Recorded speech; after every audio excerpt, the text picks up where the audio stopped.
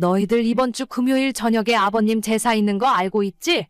내가 낮부터 준비는 하고 있을 테니까 제사 시간 늦지 않게 건너와. 어머님 혼자서 그걸 어떻게 다 하시려고 그러세요? 제가 조금 일찍 퇴근할 수 있을 것 같은데 3시쯤에 퇴근해서 어머님 댁 갈 테니까 저랑 같이 해요. 그러면 나야 좋지. 회사는 일찍 퇴근해도 괜찮아? 네, 저는 괜찮아요. 동서는 몇 시에 올 수 있어? 저는 일찍 가는 건 좀 힘들 것 같아요. 저녁에 할 일이 좀 있어서.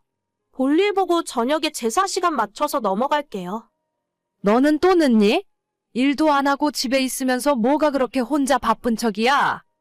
어머님, 그렇게 말씀하시면 좀 서운해요. 저도 나름대로 할 일이 얼마나 많은데요. 그리고 방금 전에 어머님께서 알아서 하신다고 천천히 오라 하셨잖아요. 근데 금방 말씀이 바뀌시는 이유를 잘 모르겠네요.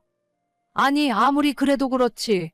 첫째는 회사 다니면서도 집안에 일이 있을 때마다 매번 달려오는데 너는 한 번을 일찍 오는 법이 없니? 저번처럼 늦게 온다고 해놓고 또 코빼기도 안 비치는 거 아니야? 아니에요. 그때는 제가 갑자기 몸이 안 좋아져서 어쩔 수 없었다니까요. 일부러 땡땡이 치려고 그런 것도 아닌데 정말 너무하세요. 어머님, 제가 일찍 끝내고 갈 수 있어요. 동서도 거기까지만 하고 볼 일 있으면 볼 일 보고 빨리 와.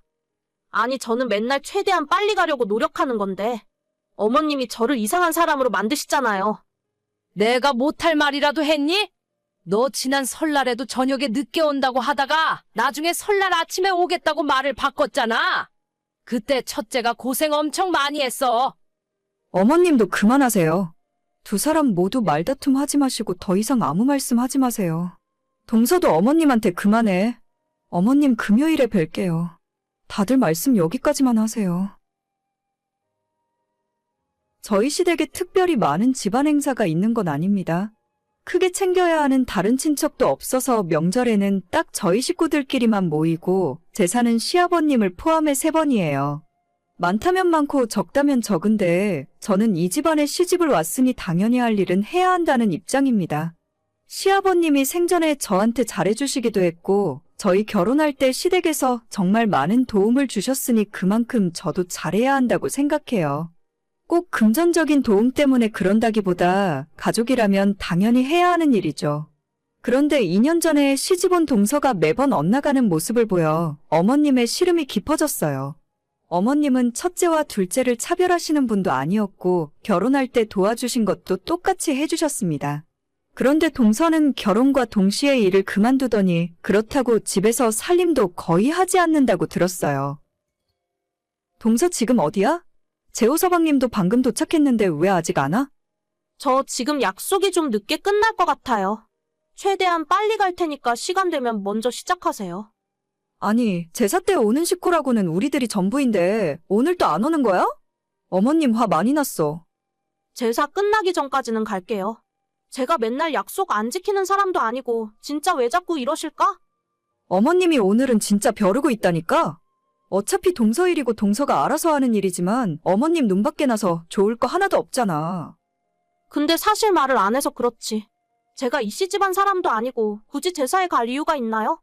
음식 준비도 형님이랑 어머님이 다 하셨다면서요. 그럼 더욱더 제가 갈 필요 없는 거 아니에요? 그게 무슨 말이야? 동서는 우리 집안 식구 아니야? 며느리가 제사상에 절을 하는 것도 아니고 술을 따르는 것도 아닌데 솔직히 왜 매번 병풍처럼 옆에 서 있어야 하는지 모르겠어요. 오늘은 아버님 제사잖아. 다른 건 몰라도 아버님 제사에는 와서 인사드려야지. 저는 원래 미신 같은 것도 안 믿고 귀신도 안 믿어요. 형님이야 아버님 돌아가시기 전에 봤으니까 그런 거고 저는 얼굴도 한 번 못 봤잖아요.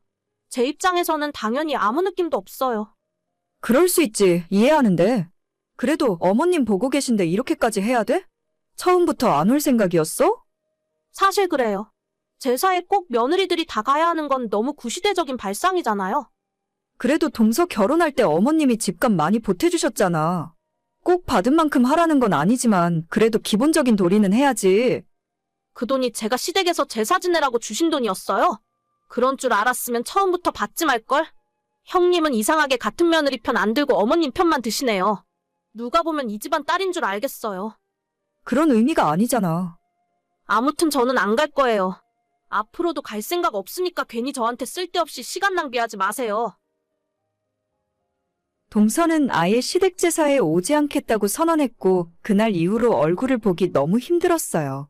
시동생도 자기 와이프한테 전혀 할 말을 못하는 건지 매번 혼자 시댁에 와서 저와 어머님에게 미안하다는 소리만 했습니다. 그러다가 결국 지난달 시어머님 생신이었는데 설마 했지만 이날마저 동서는 얼굴을 비추지 않았고 심지어 어머님에게 전화나 선물조차 보내지 않았습니다. 어머님은 겉으론 괜찮다 하셨지만 얼굴 표정은 정말 무서웠어요. 제가 나서서 뭐라고 해볼까 싶다가도 같은 며느리 입장이니 더 이상 참견하는 것도 주제넘는 짓인 것 같고 그저 어머님 기분 풀어드리기 위해서 연락도 자주 드리고 저라도 잘해야겠다는 생각만 하고 있었죠. 이번 주말에 우리 집에 올 수 있는 사람 있니? 집 앞 텃밭에 정리할 게 있는데 같이 좀 도와주면 좋겠구나. 아, 제가 갈게요, 어머님. 전에 심어놓은 고구마 캘 때가 되었나 봐요? 그래, 그것도 그렇고 이리저리 정리할 게 많은 것 같더라. 나도 나이가 먹으니까 텃밭 가꾸는 것도 점점 힘들어져. 저번에 동네 다른 분께서 좋은 가격에 팔라고 하지 않았어요? 어머님 힘드시면 그냥 팔아버리고 편하게 지내세요. 옥수수, 감자, 고구마 사 먹어도 되니까요. 그래, 알겠다. 나도 생각해보마. 그럼 첫째 너는 내려오고 둘째는? 아, 어머님, 저는 좀 힘들 것 같아요. 왜? 주말에 하루 못 내려와? 친구 만나는 약속도 있고 제가 밭일은 아무것도 할 줄 모르잖아요. 어차피 내려가봤자 저는 도움도 안 될 거예요. 그래서 진짜 안 내려온다는 거지?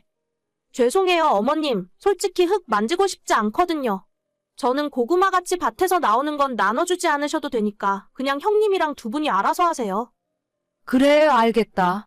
너 뜻이 정 그러면 마음대로 해라. 네, 죄송합니다. 사실 밭을 이미 팔기로 했다. 계약도 다 끝났고 돈도 받았어. 너희들 내려오면 얼마씩 나눠주려고 했는데 둘째는 필요 없다고 하니까 첫째한테만 줘야겠다. 네? 돈이요? 아니요, 그럼 이야기가 달라지는 거죠. 너 분명히 내 밭에서 나는 건 필요 없다며? 필요 없다는데 굳이 나도 주고 싶은 마음 없어. 저는 고구마가 필요 없다고 한 거죠. 돈이라면 저도 주세요. 됐다. 이미 얘기 끝났다. 집안일에 코빼기도 안 보이면서 무슨 염치로 돈을 달라는 거냐? 내가 마지막 기회까지 줬건만. 그럼 처음부터 그렇게 말씀을 하셨어야죠. 이미 기회는 끝났어. 맘 같아서는 너희 집 전세금에 있는 내 돈 1억도 뺏어오고 싶은데 참는 거야. 너는 계속 너 마음대로 하고 살아라. 나도 내 마음대로 할 테니까. 어머님, 이러시면 안 되는 거죠. 어머님. 주말에 남편과 함께 시댁에 내려갔더니 어머님께서 저희 집에 남아있던 대출금을 싹 다 갚아주셨어요. 생각 외로 너무 큰 돈이라 깜짝 놀랐지만 어머님은 원래 저한테 줄 생각이었다며 괜찮다고 하셨죠. 동서는 뒤늦게 매주 어머님 댁을 찾아뵙고 지난날의 과오를 되돌리기 위해서 노력 중인 것 같지만 어머님 마음이 완전 돌아선 것 같았습니다. 한 푼도 주지 않을 거고 눈에 흙이 들어가기 전까지는 아무것도 줄 생각 없으니 앞으로도 계속 집안 행사에 찾아오지 말라고 말씀하셨어요. 전부 자업자득이라는 생각이고 진작 제가 이야기할 때라도 눈치껏 했어야 하지 않나 싶네요. 오늘의 사연은 여기까지입니다. 구독과 좋아요, 알람 설정은 많은 힘이 됩니다. 다들 행복하시고 좋은 하루 되세요.